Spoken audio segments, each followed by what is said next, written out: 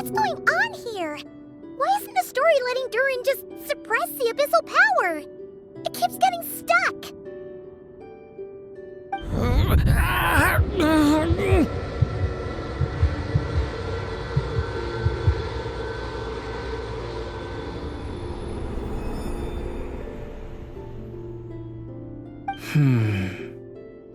It seems the act of suppressing the power counts as an event in the story. In other words, we would need ink to write it in. So, what now? Did we use too much earlier? How are we supposed to write a happy ending with only this much left? But... Well, this is Durin's story. As long as he's alive and well, why should it end? If there really is such a direct correlation between the story and his fate, I may have a potential hypothesis. Durin was, and still is in essence, a storybook character, written into being by M. From the moment he was born, he has always dwelt within her story. And I suspect that has remained the case, even after his arrival in Tevat. Reviving Durin in the evil dragon's place was an act of grafting this Durin story onto the latter's fate. In essence, that is how his fate was rewritten. But there is a fundamental difference between a being's story and its fate.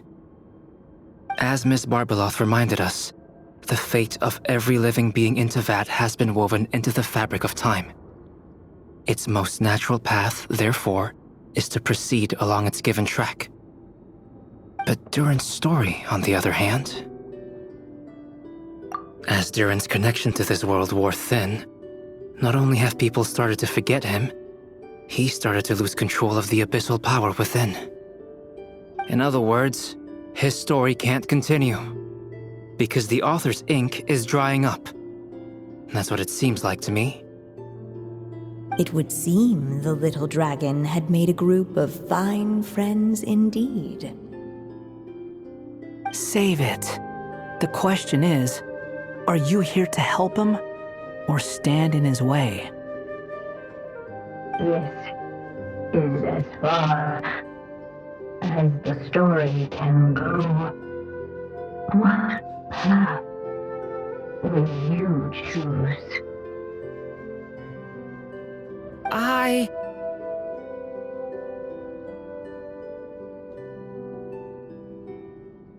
I suppose the final decision is up to me. It's hard to believe I never actually left my mother's story. If that's true, I'd like to go there and see for myself.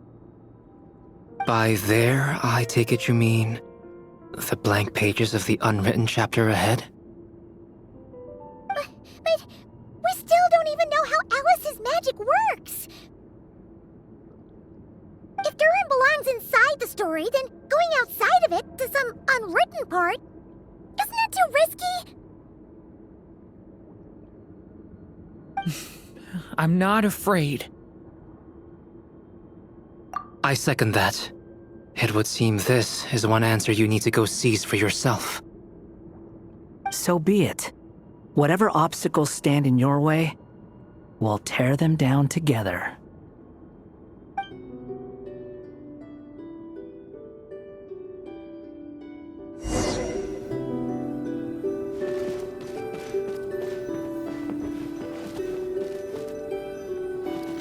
Something like invisible wall. It was as if the little dragon was staring at an uncrossable edge of existence itself. And all of a sudden it began to fracture, as if struck by some transcendent will.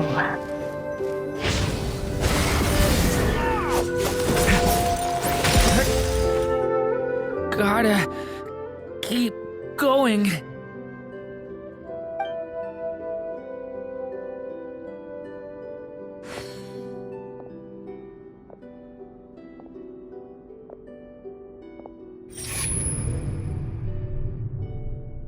Ahead lies only a stormless void. My consciousness is slipping away. Keep going, Durin. A pure soul is your essence, not an empty void. I feel so weak. Stand tall, Durin. You are not some amorphous idea. The body I made for you is flesh and bone. Am I truly alive? Yes, Durin, but you must keep going. You're as alive and real as I am.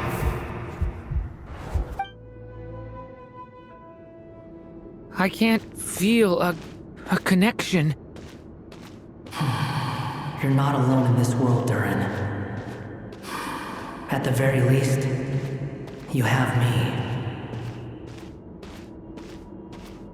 I can't remember anything. Who am I? Your name is Durin, and there are many who still remember it. My name is Durin.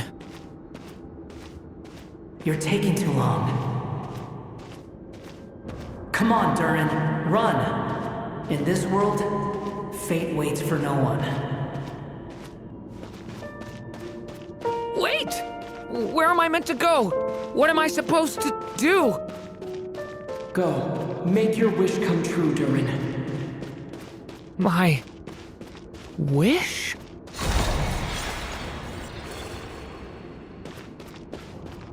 Your story's not over yet!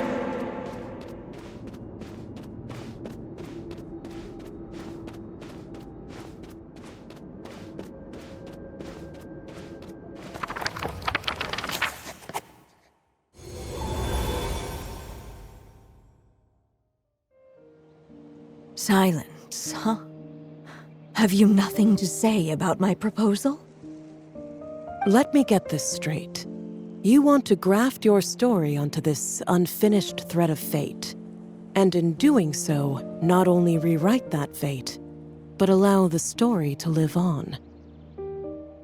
Quite the brilliant idea. Still, the story's survival depends entirely on whether the author keeps writing. Exactly.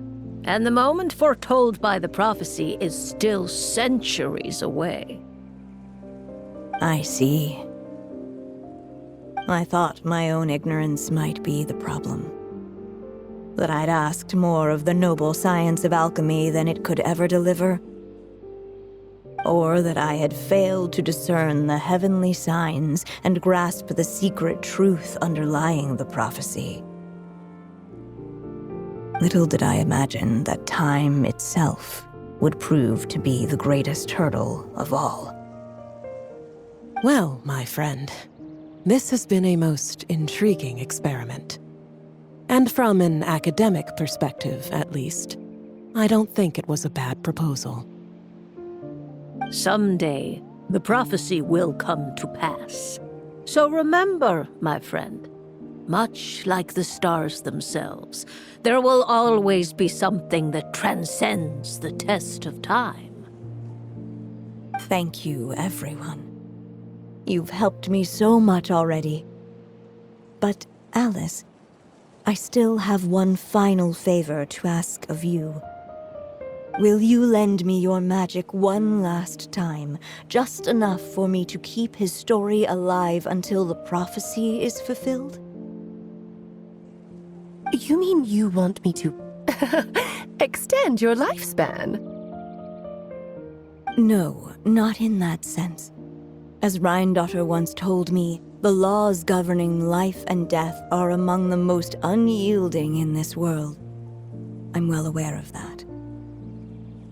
Whether it lasts a day or an age, the span of one's life is determined by fate alone. If I tried to breach that law by force, I'm afraid I would lose what makes me human. This is not a path I want to go down. If I am to die, then I shall die a human. So, what is it that you want me to do? I would like you to send this pen of mine into the future. I see. Then perhaps there really is a way I can help. I could create a kind of story magic to take over the writing once you're gone. Oh, but for it to work, you would need to provide enough of your own words for it to learn from. How much? Oh, an immense amount. So much, in fact, that you would have to spend the rest of your life writing. And even then, I'm sorry to say, it would not last forever. No matter how much you write, there is a limit to the number of words you can leave behind. But the world itself will never stop changing. Someday, perhaps, even your entire corpus will not be enough for the magic to continue describing this world. And when that happens, the story will end. Still, it's worth a try.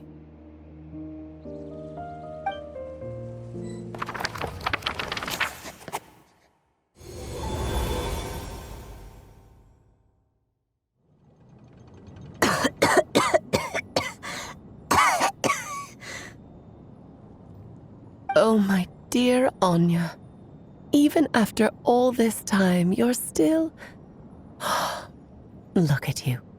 You should be enjoying your old age in peace and quiet, especially now that things are finally returning to normal after that terrible calamity. Once he leaves Simulanka, things will only get more complicated. If his story is to continue, there needs to be more material for the magic to draw upon. I'll just have to skip over some of the less important details. Anya, why do you insist on sending him out of the storybook world? Why must he face his fate into that? Why not just let him remain within the story? With my magic, even fate's curse could be undone and he could live happily ever after. I suppose. In fairy tales, all it takes is a heartfelt wish. And even a wooden puppet can turn himself into a real boy and live happily ever after. That's just how fairy tales end, isn't it? But have you ever wondered what happens to the main character after the ever after? Tell me, Alice, in your eyes, what would be a writer's greatest regret? To leave a story without an ending. Not a bad answer. It's true, many writers come to consider that their greatest regret. But I see things differently. My greatest regret is that every story I write has to come to an end in the first place. Anya. No matter how brilliantly a character shines, the moment their story ends, their potential is lost forever. For them, the story itself becomes an inescapable fate. But what if, instead, I could place my pen in their hand and let them continue the story themselves? You mean... You said it yourself. I can only leave so many words behind. Even with your magic, the idea that I could keep the story going until the prophecy comes to pass is wishful thinking at best. But I've found a way to use your magic to transform some of my finished stories into a special kind of ink. This ink is a magical medium he can use to complete the story the way he wants to. For what is storytelling but another kind of magic? And if he can experience the whole tale himself while leaving behind his own wishes and aspirations, even once he reaches the chapter where I stopped, he'll still be able to carry the story forward on his own. And so, by leaving him this ink, I can entrust him with the responsibility of writing his own story. A character with the power to write their own story. That way, he'll finally be free from the cage that is my pen. And like anyone else living in the real world, he can go on to create a life of his own. And you no longer need to worry about the constraints of my magic. What a brilliant idea, Anya. But there are still risks. First of all, once he arrives in Teyvat, he'll have to rely entirely on the story you left him to maintain his connection to that world.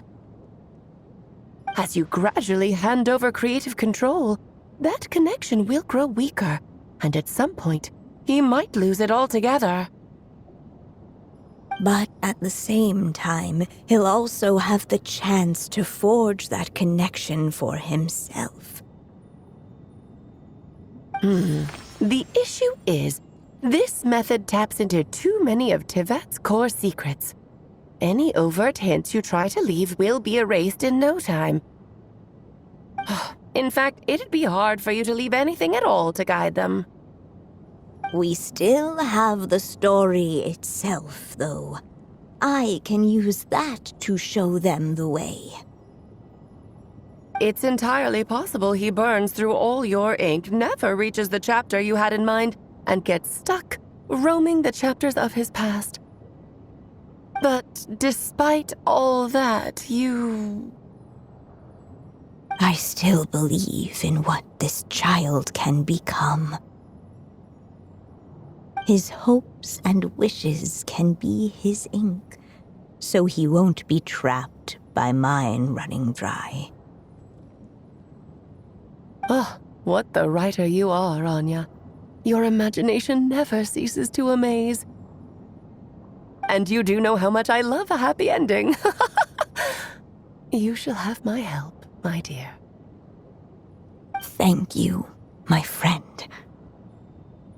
Well then, my child, do you understand what you must do? Yes, I think I do. It's my turn to keep this story alive. Then what's holding you back? What will become of you after I take up this pen? I will fade away. There will no longer be a reason for me to go on existing. My child, or your mother, I should say, passed away long ago. The voice you're hearing is nothing but a magical echo that has now fulfilled its purpose. You needn't feel so reluctant to let me go. I know my mother died long ago. It's just, when you lose your mom too soon, it's hard to tear yourself away from the stories she used to read. I guess it's a silly way of pretending she's still here, by your side. Durin. But after coming to this world and traveling it with my friends, facing all kinds of enemies together, I suddenly realized I couldn't just sit around listening to my mother's stories because I'd found a new purpose in life. Maybe this is just what growing up feels like. With all my new friends waiting, it's time I finally set aside my mother's storybook. I'm ready to grow up now, Mom.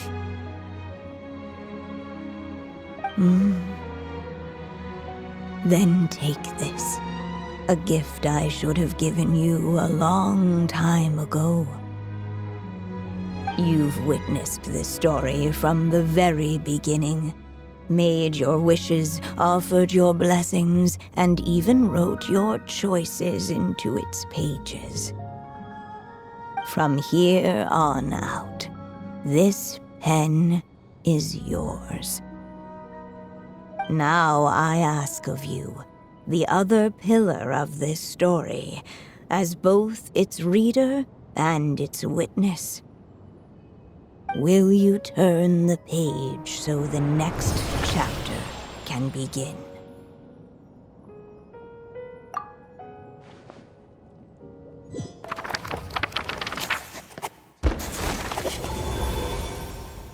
Suddenly, and without warning, the powers of darkness struck. The question was, could the little dragon prevail? Alas, it was here that the story witch's tale had to end. But Durin's tale, on the other hand, had only just begun. Stepping into his mother's memories, he picked up her pen. And so the story that was ending began anew. He had made up his mind to challenge the fate that barred the way ahead.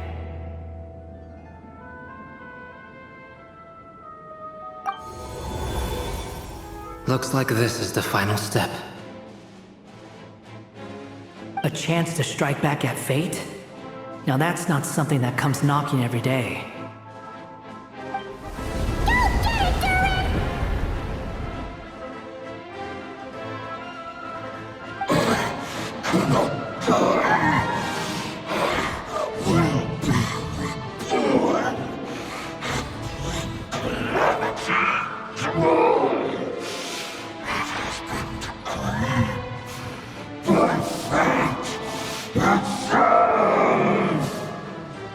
No, that fate no longer defines me. In the end, only my story shall endure.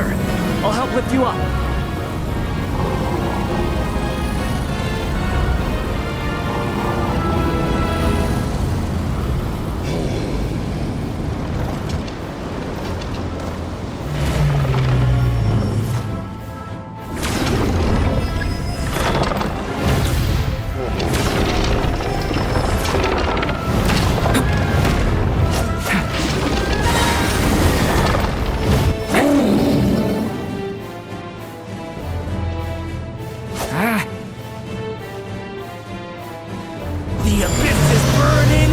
Shadow! Only my story shall endure!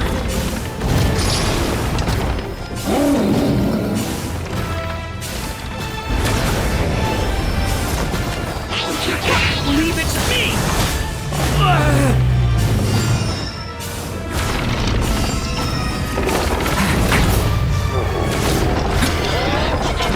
Hey! Sir! Leave it to me! The story has only just begun!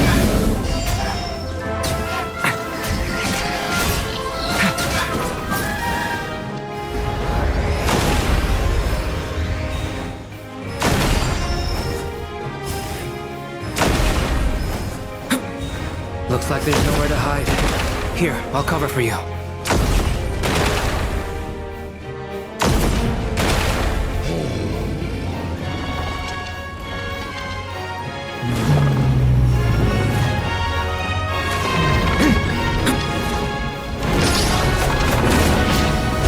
This time, the light prevails.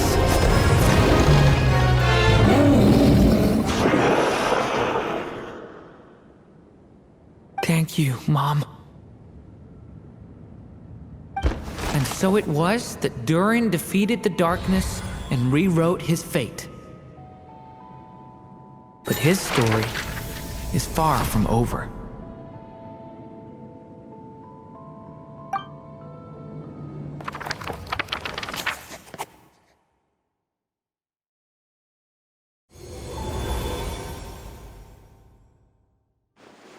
Is everyone okay? We're fine, thanks. And hey, we all saw how you fought back there. That was awesome! I have to admit, I do feel like something in me has changed. I owe you all so much. Without your help, I don't know if I could have ever made it this far. Just a shame I could only help out from the sidelines. Like I said before, it's not every day that you get to put fate in its place. Well, I'm sure you'll hear it someday. Hear what? The chance to strike back at fate knocking at your door. Yeah, maybe someday. Allow me to just check one thing.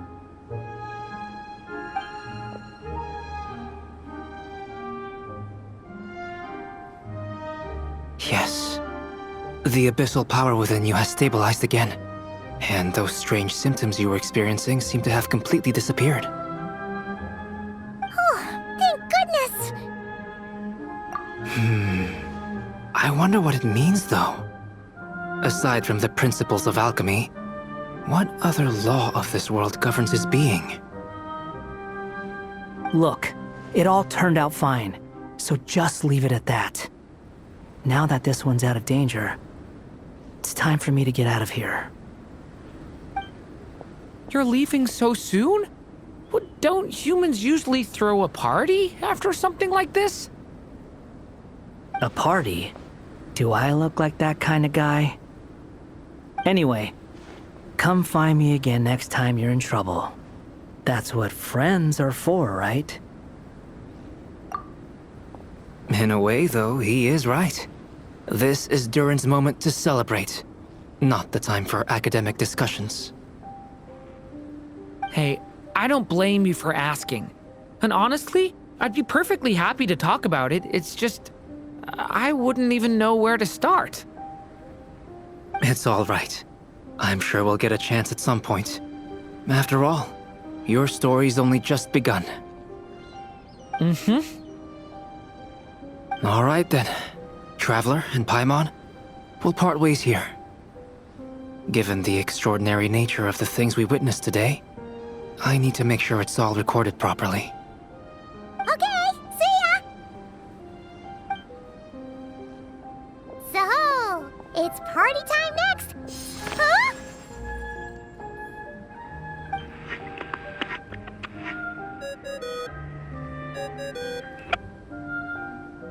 Congratulations on completing your mission. Now then, as per our agreement, it's about time you returned that book.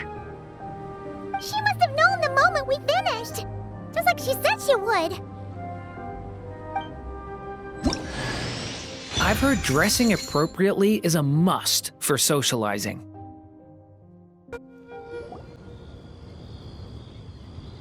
Oh, my writer and witness. It's been quite the journey, hasn't it? You had special plans for the Traveler from the start, didn't you? But of course, that goes without saying. For a story to live on, it needs both a writer and a reader. Only then can my magic take effect. I chose the Traveler as the witness because of the special nature of who he is. It's not easy finding someone with that kind of background, you know. For a moment, I even considered taking the role myself. At least it made for an interesting story, right? Huh? What are you doing here, tone-deaf bard? With the Hexenzirkel carrying out such a risky experiment in Mondstadt, it didn't cross your minds that the Animo Archon might be slightly curious? Sorry for the trouble, Lord Barbados. Think nothing of it. I dare say the Animo Archon quite enjoyed coming along for the ride. And now then, as agreed, let us see the fruits of your labor. Here, please take a look.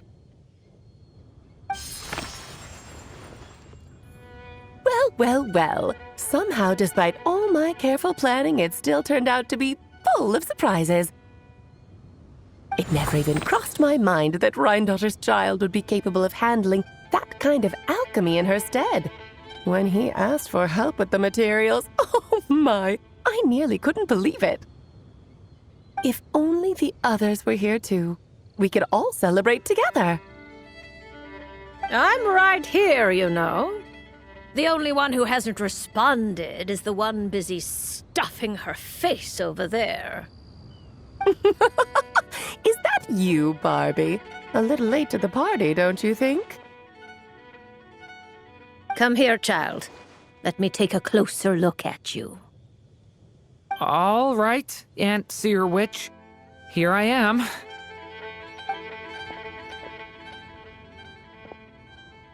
Just as I thought.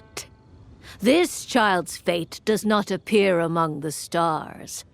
Anya has accomplished what almost no one before her could. What does that mean? Child, all you need to know is that you're very lucky indeed. Oh.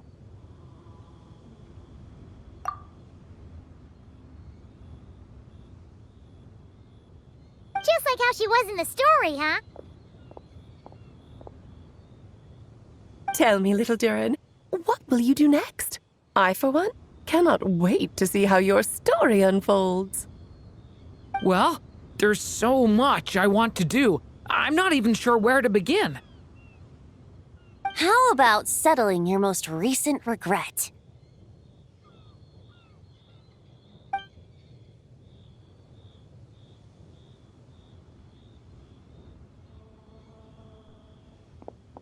Not so fast, tone-deaf bard! What exactly did you just tell Durin to do? To make the long overdue wish come true. Thank you once again, Alice. How much time do you have left? I believe these should be my final moments. Just enough time to say goodbye to my dearest friend. This feels like having to say our final goodbyes all over again. I don't like it. Not one bit. I don't know how to respond to that. Strange. You were always such a cheerful figure in my stories. I even dubbed you the Merry Witch, you know. Oh, please. You know full well it was your stories that first taught me what true pain and sadness felt like. Oh.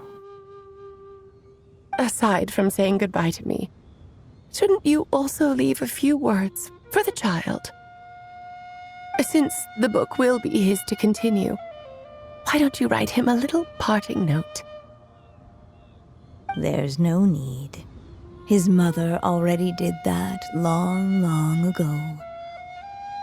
All that remains is for me to convey it on her behalf.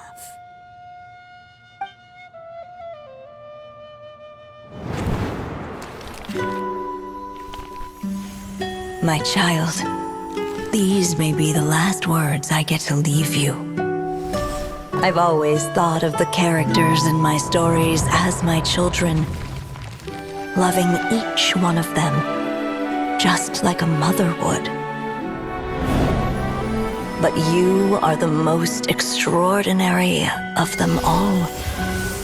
You alone can defy the fate of this world and write the perfect ending to my story. You alone shall leave these pages for a future I will not see. Still I say to you, fly, my sweet child. Just like a forest breeze yearns for the open sky, head into the unknown and seek an adventure to call your own. If you meet a dragon bright as 1,000 jewels, dance through the air together. You are not alone, for this world has accepted your place in it. Do not lose heart. You still have many wishes left to fulfill.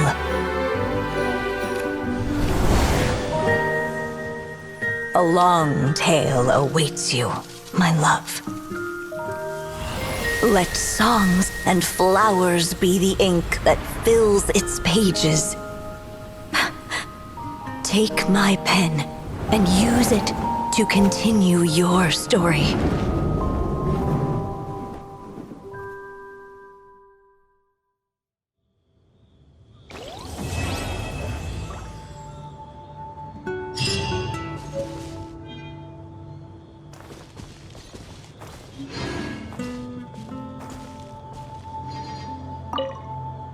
There you go! Your very own copy of the book. We wouldn't want one of the story's key witnesses to leave empty-handed now, would we? Of course, this copy isn't magical in the same way, but rest assured, all the twists and turns are still there.